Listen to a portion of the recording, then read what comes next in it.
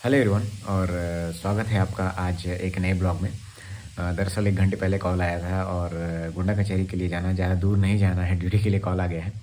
और आज दिन भर हम लोग बहुत क्रिकेट खेले हैं और उसके बाद करीब 3-4 बजे के आसपास मैं नहाया हूँ। नहाने के बाद थोड़ा-सा खाना वाना खाने के बाद सो गया था और मुझे पता था कि रात में आज ड्यूटी लगने ही वाली है। तो अभी 1 घंटे पहले कॉल आया था करीब 8 बजे के आसपास में और करीब 10:45 पे अभी जाना है लॉबी में। और एक ही स्टेशन बगल में है गोंडा कचहरी, गोंडा से गोंडा कचहरी जाना है और एक ही स्टेशन के बाद वहाँ से गाड़ी लेकर के आ जाना है। तो तब भी लेकिन समय लग सकता है, उसमें भी ज़्यादा समय लगेगा। और अभी मैंने खाना नहीं खाया है तो चलते हैं खाना खा लेते हैं। जस्ट मैं अभी नहा के सोया ही था, करीब 2 ढाई घंटे हुए थे अभी। तो आज मौसम दिन में भी तो अच्छा था और अभी बाहर कोहरा नहीं है। तो कोहरा नहीं रहता है तो हम लोग के लिए थोड़ा-सा आसानी रहती है, क्योंकि उस समय सिग्नल आपको आसानी से दिखते हैं, उसमें थोड़ी दिक्कत नहीं होती है। तो चलते हैं, तैयार हो जाते हैं। काफ़ी सामान मैंने सारा चीज़ पैक करके रख भी लिया था पहले से ही, क्योंकि मुझे पता था कि अभी 1-2 घंटे में कॉल आ ही जाएगा। तो कॉल आने के बाद भी मैं 1 घंटे सोया हूँ और करीब मेरे पास 1.5 घंटे के आसपास समय बचा हुआ है और मैंने सब सामान पहले से ही पैक करके रख लिया था। तो चलते हैं, पहले खाना बन भी गया है, अभी आप पीछे आवाज़ सुन भी रहे होंगे सीटी का क्योंकि अभी बन ही रहा होगा। तो चलते हैं, खाना खा लेते हैं और 1 घंटे का भी पूरा मेरे पास टाइम है।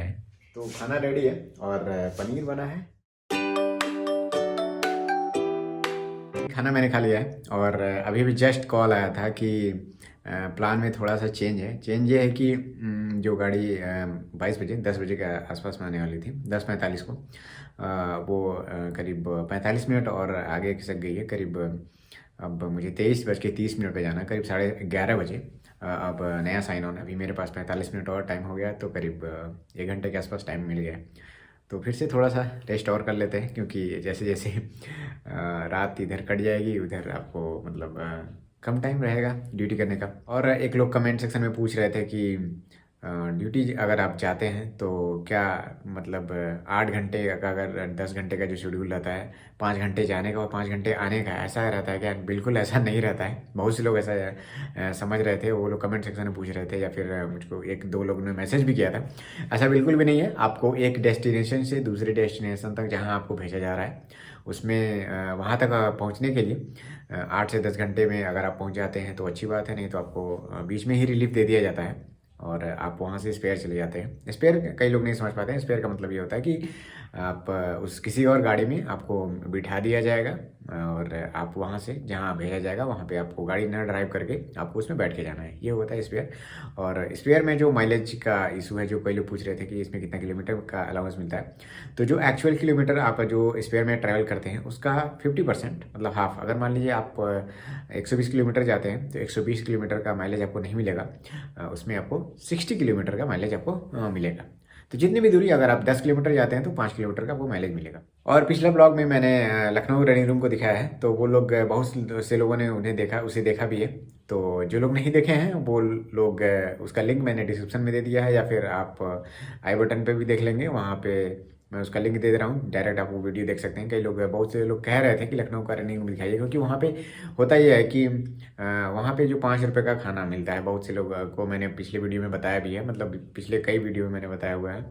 तो वहाँ पे वो सिस्टम नहीं है, वहाँ पे आपको राशन खुद ही ले जाना रहता है और वहाँ पे जो देंगे, जब कभी भी आप दे सकते हैं। ऐसा नहीं है कि आप पर्टिकुलर टाइम है उस समय खाना बनेगा आपका, नहीं।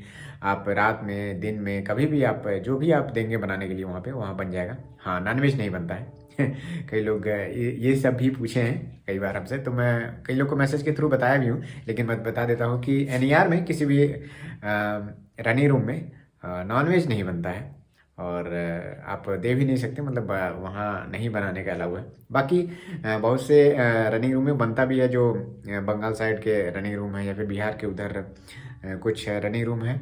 मैंने सुना है, बस सुना क्या है, मतलब बनता ही है, एकदम 100% श्योर हूँ, वहाँ बनता है। करीब यहाँ पे नरकटियागंज के आसपास में कोई रनिंग रूम है, वहाँ पे नॉनवेज बनता है। और ये मेरा बेड है और सारी किताबें आप देख रहे हैं मेरे सर के पास ही जनरली रखी रहती हैं। जब मैं बीटेक करता था या फिर प्रोफेशन करता था, तो उस समय भी मैं जब पढ़ता था तो होता क्या है कि लाइट मैं ऑन करके ही सो जाता हूँ।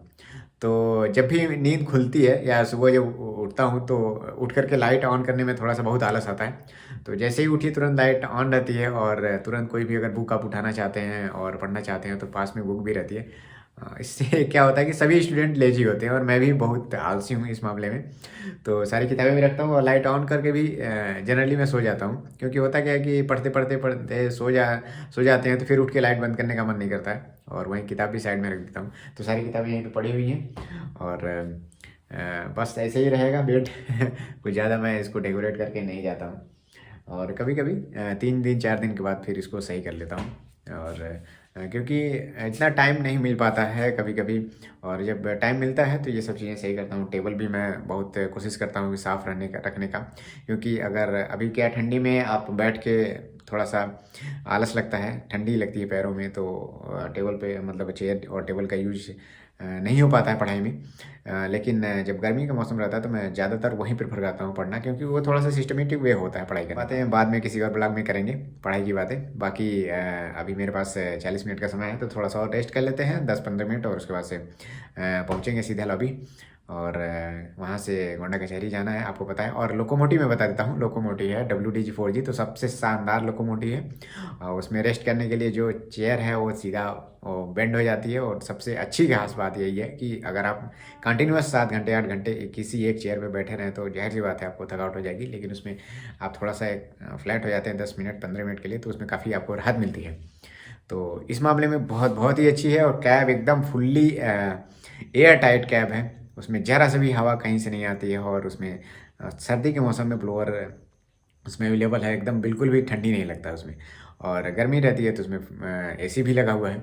तो वो इस मामले में, वर्किंग के मामले में WDG4G से अच्छा लोकोमोटिव अभी तक मुझे नहीं लगता है कोई है। बाकी WAG12 भी आ गया, वो भी बहुत अच्छा है, वो इलेक्ट्रिक में है। बाकी WDG4G तो आप जानते ही हैं डीजल लोकोमोटिव है। और उसी का एक और है WD6G जिसमें सिंगल कैब है और सेम सारे फीचर उसमें भी हैं, AC है, ब्लोअर है, टॉयलेट की भी सुविधा है उसमें। टॉयलेट में मतलब आप 1 नंबर जा सकते हैं, 2 नंबर की सुविधा नहीं है उसमें, 1 नंबर ही जा सकते हैं। जाहिर सी बात है अगर आप चलती गाड़ी में 2 नंबर तो जाएंगे नहीं, जाहिर सी बात है।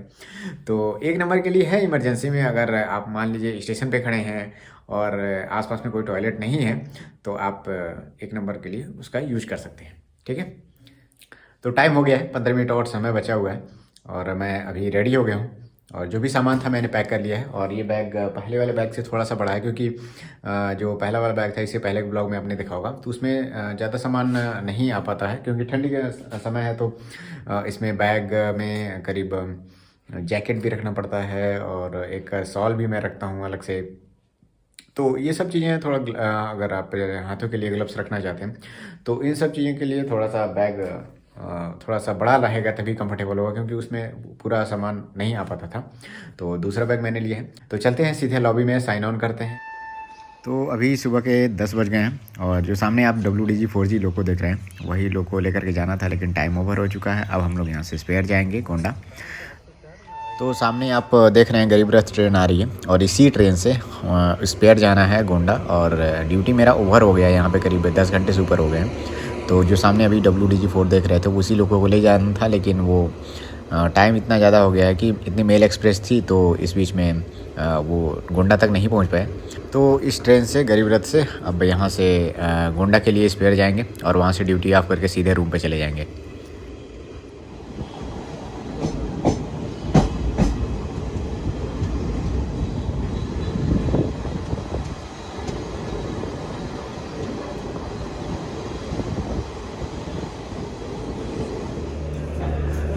तो अभी गोंडा स्टेशन पे पहुंच गए हैं और चलेंगे, फिर यहाँ से साइन ऑफ करेंगे। करीब 12 बजे के आसपास समय हो गया है और हो सकता है कि 16 घंटे बाद फिर से कल सुबह 4 बजे हम रेस्ट अप हो जाएंगे। तो अगर गाड़ियाँ ज़्यादा चलेंगी तो हो सकता है कि 4 या 5 बजे मॉर्निंग में फिर से ड्यूटी लग जाए। तो ये ब्लॉग आप लोगों को कैसा लगा और इसमें मैंने जो भी इन्फॉर्मेशन बताई आप लोगों को हेल्पफुल लगी तो प्लीज़ आप कमेंट सेक्शन में ज़रूर बताइए, और आपका कोई सुझाव हो वो भी आप बता सकते हैं।